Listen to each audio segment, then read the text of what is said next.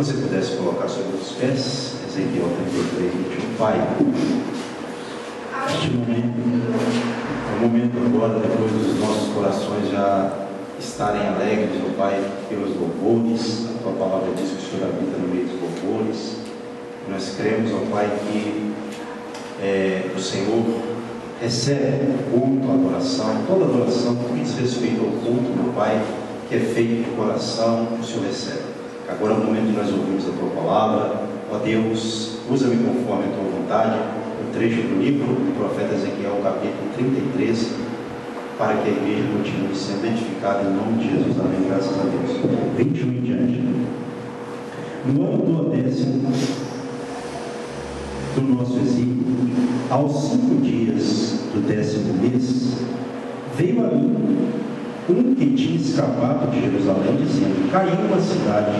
Ora, a mão do Senhor estivera sobre mim pela tarde, antes que viesse o que tinha escapado.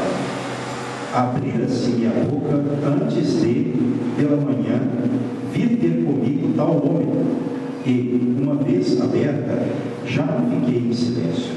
Então veio a minha palavra do Senhor, dizendo: Filho do homem, os moradores destes lugares desertos da terra de Israel falam, dizendo: Abraão era um só, no entanto, possuiu esta terra. Ora, sendo nós muitos, certamente esta terra nos foi dada em possessão.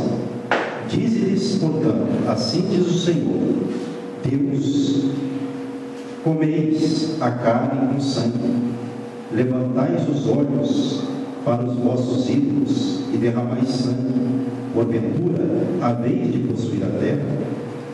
Vós vos estribais sobre a vossa espada, cometeis abominações, e contamina cada um a mulher do seu próximo, e possuireis a terra? Assim lhes dirás: assim diz o Senhor Deus, tão certo como eu vivo, os que estiverem em lugares desertos cairão a espada, e o que estiver em campo aberto o entregarei às feras para que o devorem, e os que estiverem em fortalezas e em cavernas morrerão de peste. Tornarei a terra em desolação e espanto, e será humilhado o orgulho do seu poder. Os montes de Israel ficarão tão desolados que ninguém passará por eles. Então saberão que eu sou o Senhor, quando eu tornar a terra em desolação e espanto, por todas as abominações que cometeram. Quanto a ti, ó filho do homem, os filhos do teu povo falam de ti, junto aos muros e nas portas das casas, falam um com o outro, cada um ao seu irmão, dizendo: vinde, peço-vos, e ouvi qual é a palavra que procede do Senhor. Eles vêm a ti, como o povo costuma vir, e se assentam diante de ti, como o meu povo, e ouvem as tuas palavras, mas não as põem por obra. Pois com a boca professam muito amor, mas o coração só ambiciona lucro. Eis que tu és para eles como quem canta canções de amor, que tem voz suave e tange bem, porque ouvem as tuas palavras, mas não as põem por obra. Mas quando vier isto, e aí vem, então saberão que houve no meio deles um profeta. Amém. Deus esta. Então, irmãos, esse trecho aqui, o povo estava no cativeiro da Babilônia. Isso. Então, veio um homem que escapou e trouxe a notícia, provavelmente a queda de 586 da cidade de Jerusalém, dizendo: caiu a cidade. Só que antes desse homem vir, Deus já tinha se manifestado ao profeta Ezequiel. Não é como está aqui no verso 22, ó: ora, a mão do Senhor estivera sobre mim pela tarde, antes que viesse o que tinha escapado. Abrir-se minha boca antes de, pela manhã, vi ter comigo tal homem. Quer dizer, a boca dele já havia sido, o Senhor manifestou ele, e a boca dele já havia sido aberta. E uma vez que a boca dele foi aberta, ele não iria ficar em silêncio. Não ia ficar em silêncio.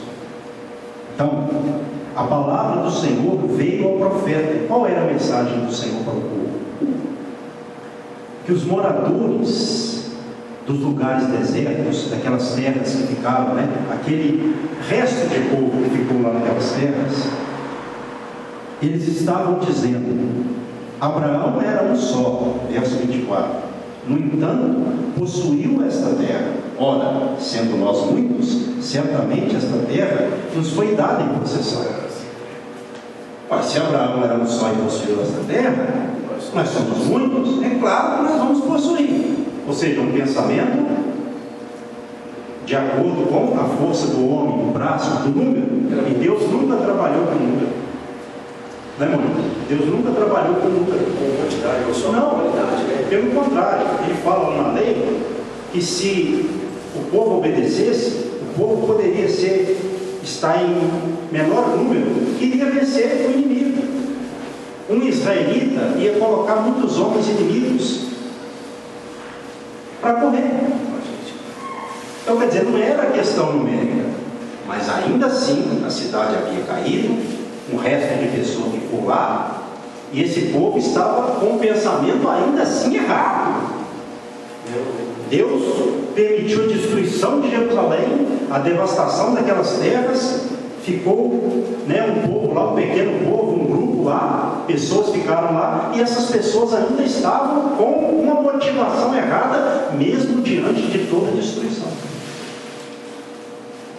Olha como o ser humano gosta de se iludir com ideias, mesmo estando errado.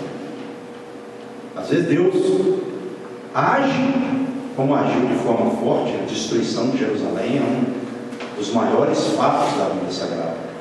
E mesmo assim tinha gente achando que ia conseguir possuir a terra.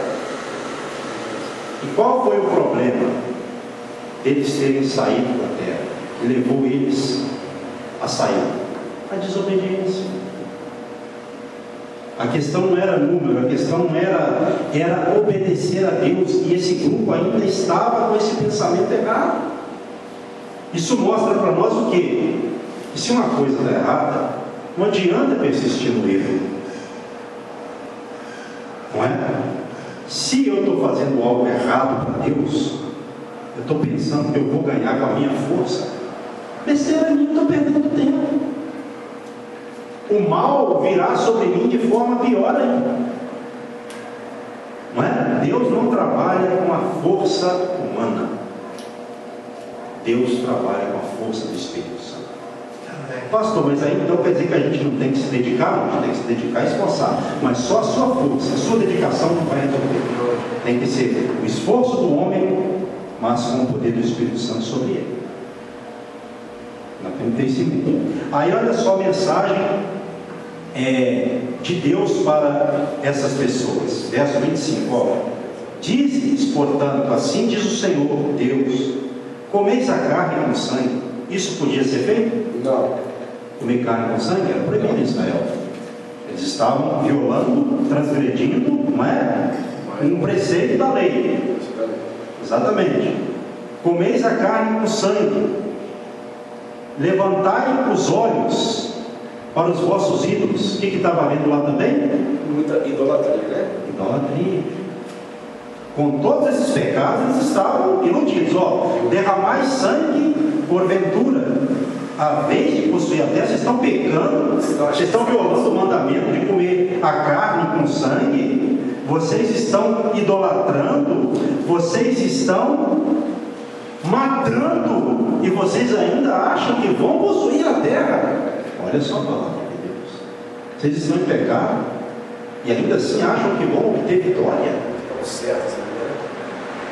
Não diz já um provérbio que roda por aí que o pior errado é o que não reconhece o seu erro. Aqui.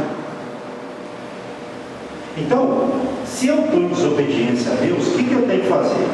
Procurar reconhecer e me arrepender para Deus me abençoar.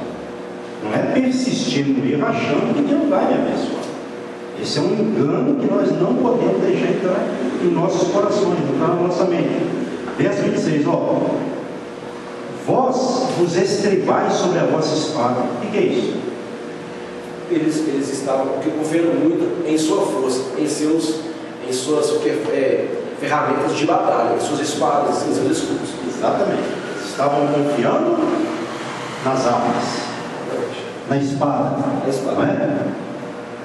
Cometeis, verso 26 aí, ainda, abominações. Quer dizer, estavam cometendo coisas abomináveis, detestáveis a Deus. E contamina cada uma mulher do seu próximo. O que é isso? Estava adultério. Troca de casais. E possuireis a terra? A pergunta foi essa. Então quer dizer, se eu sei que uma coisa é pecado e eu estou fazendo, continuo na mesma temática. Eu ainda assim vou ser abençoado. Já viu quando alguém diz assim, caiu uma pessoa, um líder espiritual, um irmão da igreja, um obreiro, seja quem for, já viu o impacto que dá? Já viu? Mas por quê? Quando a pessoa cai nesse sentido, a caída dela, a queda dela vem à tona, vem à publicidade, porque ela estava nesse pensamento. Aí ela caiu, ela já estava caída diante de Deus e não se arrependeu. Aí Deus vai e publica o pecado da pessoa. Não é? Ele revela, ele descobre o pecado da pessoa. E o impacto, a repercussão é ruim, né? Porque isso, irmãos, gera muitos escândalos. Isso gera saída de pessoas da igreja, isso gera desvios e uma série de questões que algumas delas podem se tornar irreversíveis. Irreversíveis, ou seja, não tem como mais contornar algumas. Então a gente tem que ter zelo pela obra de Deus. Aqui Deus começa a falar no meu coração. A gente tem que prestar atenção no que a gente está fazendo, porque a nossa vida ela deve ser um exemplo. Não que nós não erramos, nós não falhamos, não vamos ser hipócritas também, nós falhamos, mas nós não podemos viver na falha, porque isso vai redundar em escândalos. Pessoas vão olhar para nós, se nós dermos escândalos, e vão pensar o quê? Mas esse aí que é o evangelho? Não que a gente tem que provar para as pessoas lá fora quem somos, não.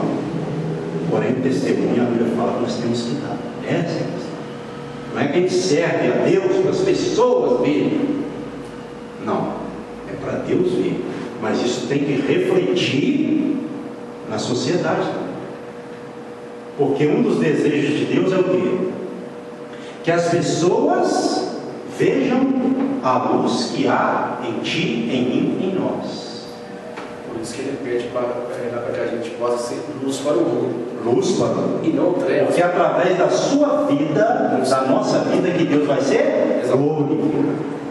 Tem pessoa que acha que Deus vai ser glorificado quando acontecer uma manifestação no mundo sobrenatural. Sim, pode ser. Mas o pensamento de Deus para nós hoje, trazendo esse trecho bíblico para a nossa vida, para nós não cairmos nessa, o pensamento de Deus é de que nós realmente pensemos que vamos continuar sendo abençoados, porém com uma conduta de vida o máximo possível correta. Não é farisaísmo, não é religiosidade sem vida, mas é verdade. Pastor, mas a verdade é uma palavra pesada, porque a gente peca todo dia. Mas qual que é o pecado diário da vida cristã? O pecado que às vezes você peca de você estar na carne, vamos dizer assim, você já está pecando. Você olha de repente com um olhar impuro, você pede perdão, você está lutando ali constantemente, porque você sabe que a sua vida tem que refletir a glória de Deus. As pessoas têm que olhar para você e não ver você, tem que ver a glória de Deus. E o diabo quer que as pessoas olhem para nós e vejam as obras da carne, as maldades, porque aí a repercussão vai ser igual?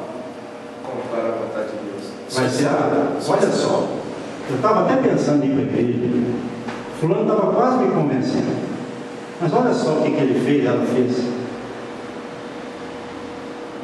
Então, ao mesmo tempo que nós não podemos pensar que nós temos que ser aprovados pelas pessoas somente, ou ficarmos naquele medo de que alguém descubra algo da nossa vida, nós temos que deixar a luz que há em nós resplandecer nas trevas.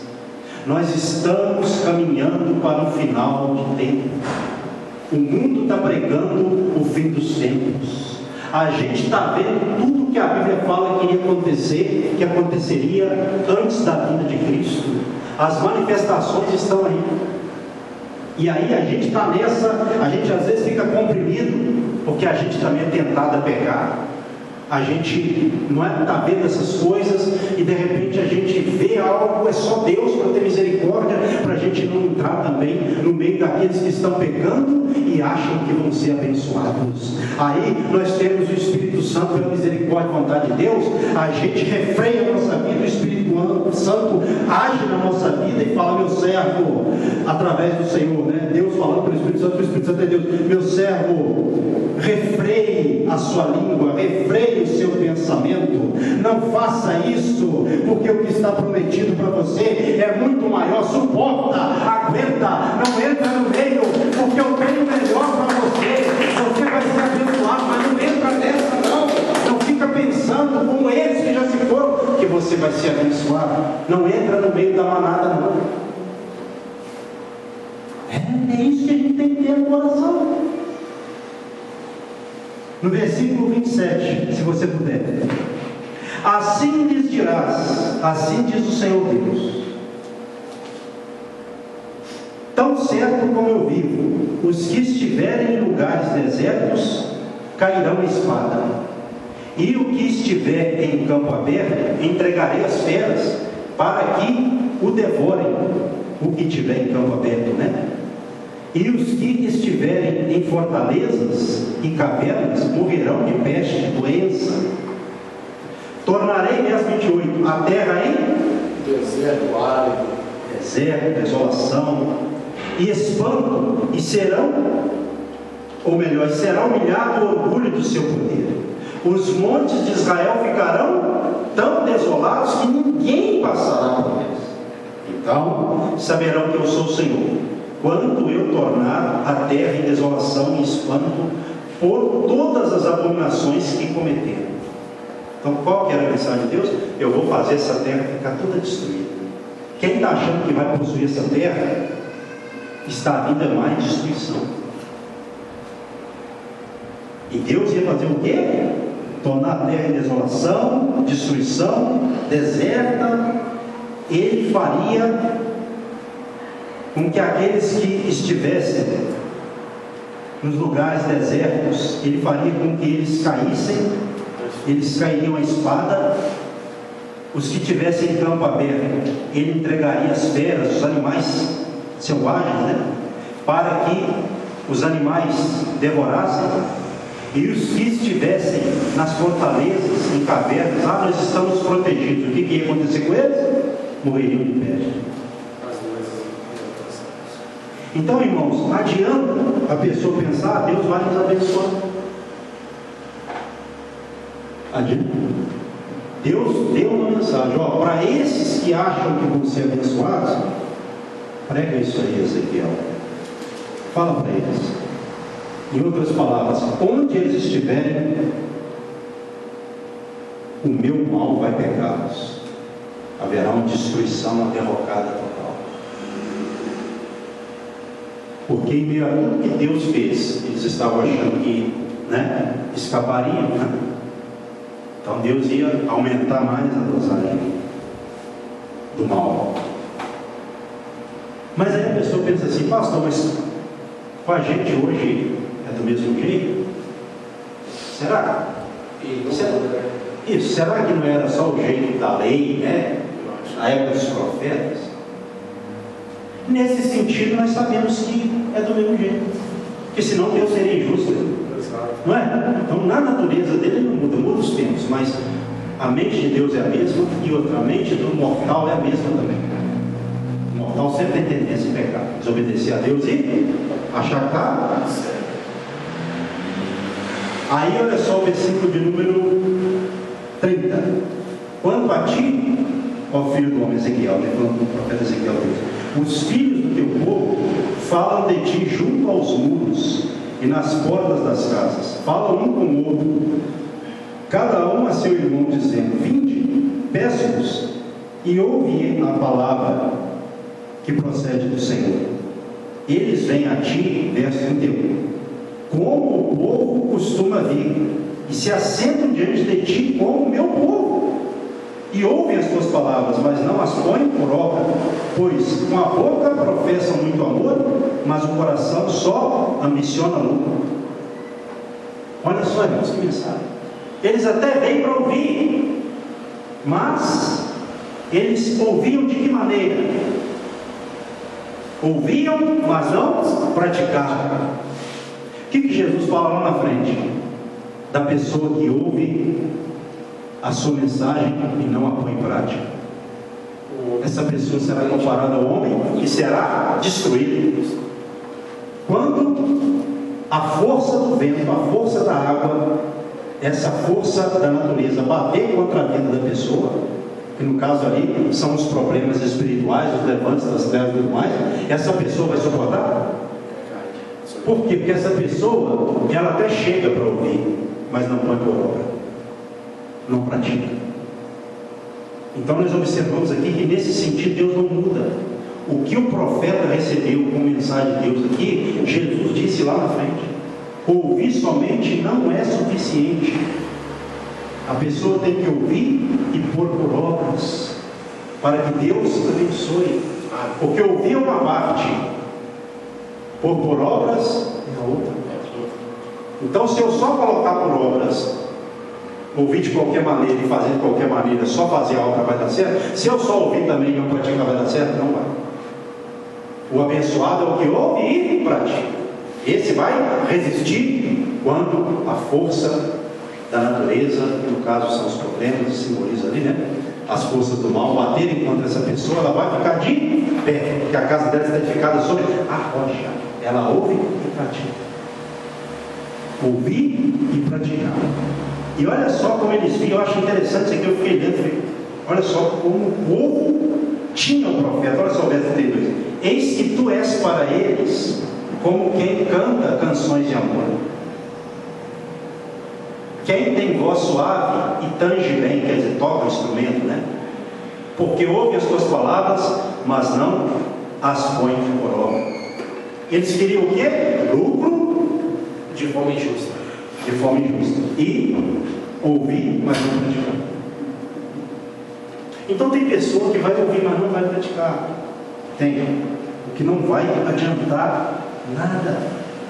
Até porque, se a gente vê uma pessoa praticando alguma coisa errada, não falar com a pessoa, o que vai acontecer? Aqui mesmo no capítulo 33, eu não li, mas está aqui, se você for ver a partir do verso 1. Olha só o verso 6, você tem ideia? Eu vou ler o capítulo que é grande, né? Mas se o atalaia vir que vem a espada e não tocar a trombeta, e não for avisado o povo, se a espada vier bater uma vida dentre eles, este foi abatido na sua iniquidade, mas o seu sangue demandarei do atalaia. Cobrarei o sangue dele de você que não avisou que o mal vinha. E o mal alcançou. A espada, né? Chegou a alguém que não foi avisado. Então, eu vou cobrar da tua vida, profeta Ezequiel, o sangue dessa pessoa, porque você não avisou. Não é? Rapidinho, vai para, se você puder, aí, Atos 18. Olha que interessante. Versículo, vamos ler aqui somente o versículo 6 também. Lá foi o 6:33 de Ezequiel e aqui é o 6 de Atos 18. Diz assim, ó, com respeito ao apóstolo Paulo: opondo-se eles e blasfemando, essas pessoas para as quais Paulo pregou, sacudiu Paulo as vestes e disse-lhes: sobre a vossa cabeça o vosso sangue, eu dele estou limpo, e desde agora vou para os gentios. O que Paulo fez? Mesmo sentido. Ele pregou, o povo ali resistiu à mensagem, o povo blasfemou, como está aí. O que ele fez? Olha só. Sacudiu as vestes e disse que estava limpo daquele povo. Sobre a vossa cabeça o vosso sangue, eu dele estou limpo do sangue de vocês. Então quer dizer que se você vê alguém pecando e não falar com a pessoa, isso é para qualquer de nós, eu penso assim. Você vê que lá em Ezequiel foi assim, aqui com Paulo foi assim, com nós vai ser diferente? Com a gente vai ser diferente? Então se eu ver uma pessoa no mal, e eu tenho noção daquele mal para falar, para não falar com ela, e aquele mal acontecer com ela, eu sou culpado. Pastor, então a questão é: o que vai acontecer com quem é culpado do sangue de quem foi ferido por não ter sido avisado? A Bíblia não fala. O certo é que é um castigo grande. Pastor, Deus pode cobrar até com a vida, cobrando a vida de quem não avisou? Pode acontecer, a Bíblia não fala, não entra em detalhe. É um castigo. Se Deus fala que vai cobrar o sangue de quem morreu da pessoa que não avisou, é uma coisa que soa bem forte, soa como um ai, como um castigo. E a gente tem a tendência de ver a pessoa no mal e fazer o quê? A nossa tendência: deixa eu falar não vai ficar correto, não é? A nossa tendência. A gente não vai falar tudo, mas tem hora que você tem que falar. Tem coisa que não, tem coisa que é normal do ser humano, a pessoa vai se mudando com o tempo, porque senão você vai se tornar uma pessoa também indigesta, ninguém não convive com você. Vai enjoado. Crente enjoado. Não pode ver um detalhezinho que já está falando. Pode ser assim. No caso aí, não seria. Acho que fica meio complicado. Você está vendo a pessoa fazer algo que é errado, sim, mas às vezes a pessoa não é ímpia. Acho que o dever do cristão é pregar a palavra. A omissão da palavra, no caso ali, vai ser cobrada, não? Exatamente. Porque isso as pessoas falam. Interessante a sua colocação. Não é interessante a sua colocação. Por que a pessoa, por exemplo, vamos supor se a pessoa morrer, como no caso de Ezequiel, a pessoa morreu, mas ela morreu por quê? A princípio, porque ela estava em pecado. Se ela não tivesse pecado, ela não morreria. Porém, qual que é a função de um servo de Deus? Assim como é de Ezequiel, Paulo, alertar. Porque por meio do seu alerta, a morte daquela pessoa pode ser evitada, o que a Bíblia fala. Agora, se vai ser evitado ou não, aí quando você vai lá para Ezequiel, Paulo pregou a verdade, mas resistiram. Estou limpo do sangue de vocês. O sangue de vocês é sobre a cabeça de vocês, agora já não é comigo mais. E depois que você fala, é o famoso cala de boca. Você falou, está falado. Aí cabe a pessoa ouvir ou não. Então há essa responsabilidade, né? A pergunta dela foi interessante porque a pessoa morreu porque estava no pecado. Se não tivesse, porém, a participação do cristão é igual, como era do profeta de Paulo. Antes da chegada da morte da pessoa, avisar: o mal vem. Se você continuar nesse caminho, o mal vem. Agora, se a pessoa continuar, você está livre. Então, falar, nós temos que falar. Isso Deus vai cobrar. Porque quem tem que falar a verdade é a igreja. Quem tem que pregar a palavra somos nós. Agora, se a pessoa vai ouvir ou não, não é. Não é? Então, se nós queremos ser bem-sucedidos na fé, quando nós vermos alguém ir, vamos orar assim: Senhor, me dá a força, me dá, meu Pai, sabedoria. Porque também, se a gente não falar de uma forma adequada, ainda tem isso, a gente arruma um problemaço. Ainda mais quando é um pecado daqueles clássicos, que a pessoa está pecando e não quer que ninguém fale. Fica aquele suspense, aquele medo. Mas não fala não. Não vai parar. A quem Ezequiel repreendeu? Jeremias pregou para quem? Para rei. Jesus Cristo, ele pregou para autoridades. Irmãos, a maior autoridade não é terrena, porque a terrena vai passar, e se as pessoas não se arrependerem, vão para o inferno. A maior autoridade, quem tem, é o homem de Deus, é a mulher de Deus. Porque você está pregando que é verdade, você está pregando coisa eterna. Se a pessoa te bater ou rejeitar sua mensagem, saiba de uma coisa: o seu lugar lá na glória está garantido. Conversa. Tem que sofrer. Jesus foi rejeitado, Jesus ele foi zombado, Jesus foi escarnecido, e nem por isso ele deixou de falar a verdade. Amém. Ele sabia que ele estava indo para a sua morte de cruz, mas ele foi. Então, não é brigar com os outros, não. Saiba falar, vamos pedir a Deus, o Senhor dá sabedoria, mas me dá coragem, porque não é fácil, não. É fácil, irmão? É fácil, irmão Jorge? É fácil, irmão Jesus? Você chegar perto de uma pessoa, tem, principalmente hoje, meu irmão, o povo não obedece mais, não. Não tese, nem todos, mas a maioria do povo não obedece mais, não. Dependendo de você falar com a pessoa, tirar na justiça. Então nós temos que ter sabedoria. Temos que ter. Só, importante, lá no serviço hoje, lá você vai estar porque fala sobre questões, sobre igreja mesmo, sobre a Bíblia, que chegou um funcionário aí no Círculo e falou assim, aí eu estava falando lá para Deus, ele é justo, aí ele usou essa expressão, Nossa Senhora, mas vocês também tudo é Deus? Eu falei assim, não é tudo é Deus, não, tudo é para Ele. Agora, essa expressão sua, você usou aí, fica só lá para você mesmo, porque nossa é só sua, minha não. Mas você não crê que ela é santa? Não, eu creio que ela é santa. Quando um dos grandes mandamentos que Deus entregou para o próprio Moisés, que não era para levantar nenhum outro Deus, nenhum outro santo, ninguém, a nossa devoção e adoração seria somente a Ele, porque tudo passou. Você viu como é que Paulo passou, Senhora Aparecida passou, e Deus ainda continua sendo Deus, e Ele nunca que vai mudar.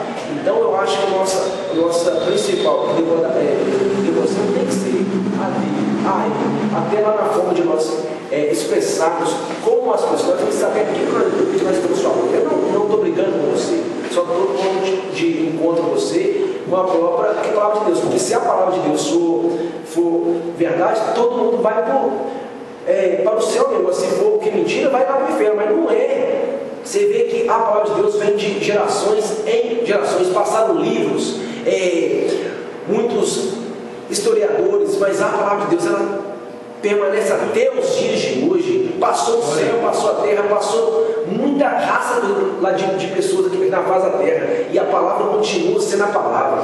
Aleluia. Aí se eu for levar por esse lado, é verdade, não. Você não precisa de levar, não. É verdade.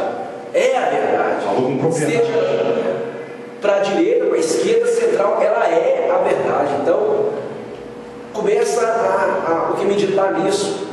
Idolatria é um pecado gravíssimo. A arrogância e a ignorância também. Porque você sabe que é errado, é ignorante para reconhecer o erro. Esse pecado também Deus não vai perdoar, porque você não quer se arrepender, você não quer reconhecer que você está no erro. Aleluia. E é assim. Agora é fácil? Não. Você tem que na hora ali, né? Acabou do tamanho ali, rapaz. Exatamente, mas na hora quem te leva a fazer isso? Não? É o pastor? Não, mas pensando.